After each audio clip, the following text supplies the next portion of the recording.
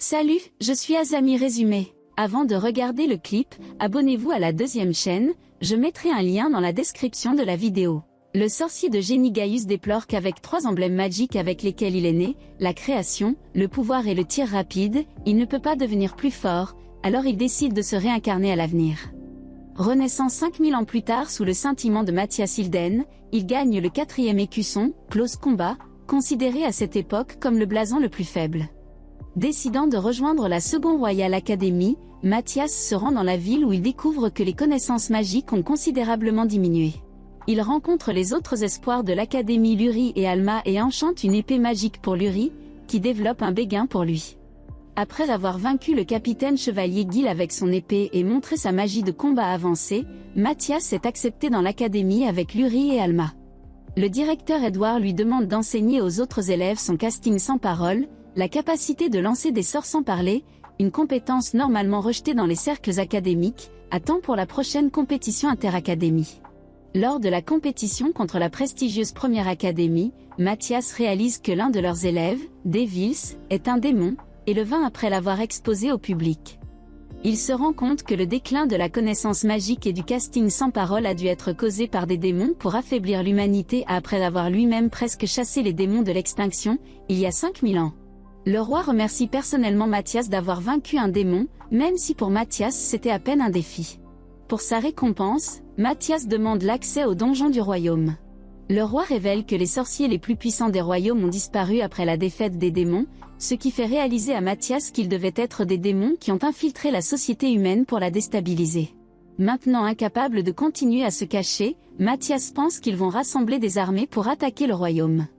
Il obtient ainsi la permission du roi de continuer à enseigner le moulage sans parole tout en rassemblant les matériaux nécessaires pour jeter une barrière magique de protection sur la ville. Pour rassembler des ressources, Mathias décide de piller un donjon tandis que Luri et Alma augmentent leur puissance de combat. Enseigner à Alma comment utiliser un arc et à Luri comment fabriquer et enchanter des armes et des armures. Après avoir atteint l'étage 10 et augmenté leur niveau, Mathias descend à un étage beaucoup plus profond, seul, pour recueillir des informations pour la barrière. Là-bas, il vainc également un monstre boss, son pouvoir magique attirant l'attention de plusieurs démons.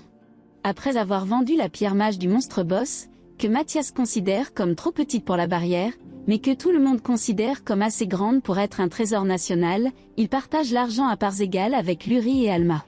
2 démons apparaissent dans la ville pour venger la mort des démons. Luri et Alma distraient le démon le plus faible, permettant à Mathias de vaincre le démon le plus fort par lui-même. Le roi les récompense une fois de plus, Mathias avec l'emplacement de tous les donjons connus et Luri et Alma avec une récompense en argent. Mathias se rend compte qu'un démon surveille la salle du trône avec un sort de surveillance et parvient à blesser le démon de l'autre côté. Le roi reconnaît la voix du démon comme étant celle d'Hera, son ancien capitaine mage. Avec l'emplacement d'Hera découvert, Mathias décide de le retrouver, mais comme il faudrait un an pour parcourir la distance, Mathias emmène Luri et Alma dans les montagnes et leur présente Iris, le dragon des ténèbres, qui, bien qu'il soit incroyablement effrayant pour les filles, est l'un des ennemis vaincus de Gaius. Elle a révélé des années auparavant qu'une explosion magique accidentelle avait ramené la société humaine à l'âge des ténèbres, expliquant le manque actuel de connaissances magiques, et a également endommagé ses ailes, que Mathias répare maintenant. Avec Iris qui les porte, il parcourt la distance jusqu'à Hera en une seule journée. Après être entré par effraction dans la maison d'Hera, Mathias l'expose derrière son sort d'invisibilité. Refusant de croire que Mathias est celui qui l'a blessé en raison du temps qu'il aurait fallu au vrai Mathias pour voyager de l'académie à sa maison, Hera attaque mais est rapidement affaiblie par la toxine des mages sur les flèches d'Alma, affectant gravement sa magie et le rendant facile à vaincre. Mathias expose également un démon de brume plus fort qui se cache dans la forêt et après un court combat, maudit le démon avec le sort pour surcharger sa magie, le faisant exploser de la force de sa propre magie. L'explosion révèle un pilier de veine de dragon enfoui dans la terre, un pilier de cristal géant qui peut puiser dans le pouvoir magique piégé dans la terre. Les démons avaient prévu d'invoquer une armée de monstres juste à l'extérieur de la ville.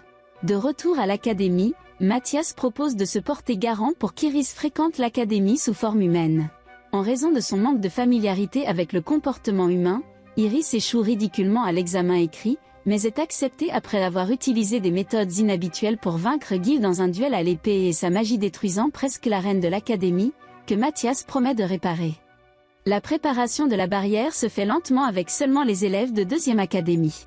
Le roi demande l'aide de la 1re académie, mais le directeur Focus refuse de s'associer à leur académie inférieure. Mathias suggère d'organiser une 2e compétition inter-académie, et Focus accepte à condition que Mathias ne participe pas. Focus amène 50 étudiants à affronter 5 de la 2e académie, mais il gagne facilement en utilisant un casting sans mots. Le roi, qui avait observé, voit que Focus avait forcé ses étudiants à ignorer son ordre de passer au casting sans parole, et fait arrêter Focus. Les élèves de Focus, qui ne l'aimaient pas beaucoup, coopèrent volontiers avec la 2e académie et apprennent le casting sans parole.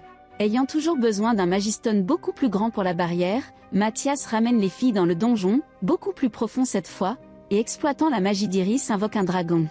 Après un long combat et en utilisant toutes leurs nouvelles compétences, le dragon est vaincu et produit une pierre anti-magique de taille suffisante pour la barrière. Mathias décide également qu'Iris s'est suffisamment améliorée pour devenir un membre officiel de l'équipe. Iris s'entraîne pour devenir une meilleure combattante avec son corps humain, tandis que Mathias et Luri utilisent les ressources récoltées du dragon pour fabriquer des épées pour eux-mêmes. Un nouvel arc pour Alma et une lance pour Iris capable de résister à son pouvoir. Alors que Mathias commence à construire la barrière, les démons attaquent, forçant Mathias à charger Luri et Alma de défendre la ville, tandis que lui et Iris commencent à distribuer adamantine pour compléter la barrière. Les étudiants retiennent les démons pendant que Luri fabrique une flèche pour Alma capable de vaincre le premier démon à attaquer. Après sa mort, d'autres démons arrivent, mais Mathias ayant terminé la barrière à temps, les vampires activent la barrière, empêchant les démons de pouvoir entrer à nouveau dans la ville. Malheureusement, alors que les démons sont vaincus, leur armée de monstres invoqués à l'aide d'un autre pilier de veine de dragon est toujours à l'extérieur de la ville. Les étudiants battent la première vague de monstres en utilisant un casting sans parole, puis battent en retraite afin que Mathias et son équipe puissent prendre les monstres les plus puissants. Le plus puissant, un mangeur de vide qui consomme d'autres monstres pour grandir, est manipulé par Mathias qui lui fournit certains sorts afin qu'il fournisse des ressources plus utiles une fois vaincu. Avec le mangeur de vide vaincu, Mathias décide qu'il doit quitter l'académie pour trouver les piliers de la veine du dragon. Edward le laisse partir mais le garde inscrit sur la liste des étudiants boursiers. Au cas où les aventures de Mathias lui causeraient des ennuis politiques, l'académie peut alors le protéger. Mathias décide d'explorer le donjon de Melkia, mais apprend depuis qu'il s'est réincarné, une ville d'aventuriers a été construite dessus. En atteignant Melkia, le groupe apprend alors que le seigneur Melkian a rendu la ville dangereuse et contrôle la guilde des aventuriers, ce qui signifie que les aventuriers doivent faire le travail qu'il leur donne. La plupart des aventuriers reviennent d'une chasse aux monstres gravement blessés, obligeant Mathias à les soigner. Mathias apprend que le seigneur précédent est décédé de manière suspecte, ce qui lui fait soupçonner que le nouveau seigneur est un démon rendant l'aventure aussi dangereuse que possible pour tuer de puissants aventuriers. Il envoie sa lettre secrète à Edward pour la transmettre au roi, puis prévoit de passer le lendemain à chasser le monstre qui a blessé les aventuriers. Cependant, en raison de la gêne de partager une chambre ensemble, Mathias et Lori ne dorment pas du tout. Quoi qu'il en soit, ils vainquent facilement le monstre, attirant l'attention du seigneur qui semble avoir des espions dans la guilde et même des aventuriers travaillant directement pour lui qui commencent à les suivre. Mathias conduit facilement les aventuriers dans un piège où Iris les assomme. En réponse à sa lettre, le roi envoie son mandataire royal, Aek, pour ordonner à Mathias de prendre Lord Dokiel en détention. Battant les gardes de Dokiel, Mathias l'arrête et Aek l'emmène affronter le roi. Trop tard, Mathias réalise que le démon contrôlant Melkia a trouvé la veine du dragon du donjon et a invoqué une horde de monstres à l'extérieur de la ville. En entrant dans le donjon, Mathias quitte Lori pour annuler le sort placé sur la veine par les démons, Iris et Alma la gardant pendant qu'il localise le démon en charge. En écoutant la conversation télépathique du démon, Mathias détermine qu'il y a un rang encore plus élevé pour le démon ailleurs en conseillant le démon sur la façon de battre Mathias. Il est également révélé que le maître connaît le sorcier Gaius, ce qui signifie qu'il est très vieux, intelligent et puissant, mais ne sait pas si Mathias est la réincarnation de Gaius ou non. Même avec l'aide de son maître, le démon est submergé par Mathias et décapité. Lori restaure la veine, faisant disparaître les monstres invoqués. Via la télépathie restante, Mathias et le maître démon se menacent nonchalamment et décident de se rencontrer à l'avenir. Mathias est excité à l'idée d'un véritable défi. Mathias avait capturé la signature magique du démon dans une magistone, mais avait besoin d'un appareil qu'il avait créé il y a des milliers d'années en tant que Gaius pour le suivre. L'appareil est actuellement de l'autre côté de la frontière dans l'Alliance Radiana, un groupe de royaumes alliés, et de l'autre côté de la frontière, il a besoin de la permission du roi. De retour chez eux, il trouve l'académie démolie pour faire place à une nouvelle académie améliorée. Avec la permission de traverser la frontière, Mathias apprend que son appareil se trouve dans la région de Folkeia, une zone de magie si forte qu'elle est interdite, sauf pour les aventuriers de rang A. Mathias accepte donc de passer l'examen de promotion de rang A. L'aventurier Gilo est classé S, plus haut que A, et est obsédé par le combat. Il promeut nonchalamment Iris, Lori et Alma, mais insiste pour combattre Mathias qui est devenu célèbre en tant que tueur de démons. Gilo s'avère être l'adversaire le plus fort auquel Mathias a été confronté, même capable de copier les mouvements de combat de Mathias. Pourtant, Mathias est toujours victorieux. Après avoir conseillé à Gilo comment devenir encore plus fort avec les sorts, Gilo est reconnaissant mais irrité d'avoir à lire des livres pour apprendre. Il leur dit que Folkeia est dangereux et que les aventuriers disparaissent fréquemment. Tout de suite, à la frontière de Folkeia, les gardes tentent de placer secrètement des sorts de suivi des démons sur eux. Les bandits attaquent mais sont rapidement endormis. Malheureusement, Lori et Alma s'endorment aussi accidentellement. Le groupe continue vers Folkeia et il détecte immédiatement 32 démons déguisés, un type de démon qui est faible en magie et préfère se battre en grand groupe. Plutôt que de se faufiler devant les gardes de la ville, Mathias découvre un tunnel caché. En émergeant à Folkeia, il voit que les citoyens ont tous été hypnotisés pour les garder stupides pendant qu'ils travaillent dans une grande usine. Se protégeant du sortilège, ils infiltrent l'usine et découvrent qu'ils raffolent le minerai démoniaque Lonquin. Une tonne de minerai raffiné peut faire une bombe assez puissante pour détruire un pays entier. Bien que ce soit si rare, la collecte d'une tonne prend des décennies. Faire face aux démons est dangereux car ils peuvent utiliser la part sensorielle. Donc, une fois qu'un diable est au courant d'eux, les 32 d'entre eux le seront aussi. En utilisant une stratégie supérieure, le groupe commence à tuer les démons un par un, jusqu'à ce qu'il n'en reste plus que 10. Les 10 autres décident d'utiliser de petits morceaux de minerai pour faire sauter la ville, mais Gilo apparaît soudainement. Avec seulement le chef du diable restant, Gilo le combat seul et Mathias est heureux de voir que Gilo a déjà amélioré son lancer de sorts. Après un combat difficile, le diable est vaincu mais pas encore mort. Le diable transmet un message qu'il sera bientôt ressuscité, puis se désintègre. Mathias se rend compte que le maître démon responsable de Melchia contrôlait le diable par nécromancie pour transmettre le message. Gilo nomme le contremaître de l'usine le nouveau seigneur de Folkeia. Poursuivant leur voyage, ils atteignent les ruines, cachant l'appareil, et Mathias est obligé de dissimuler le fait que c'est lui qui a construit les ruines. En utilisant son appareil, Mathias confirme que le nom du maître démon est Zard, et il a été scellé il y a longtemps parce qu'il était trop puissant pour être tué.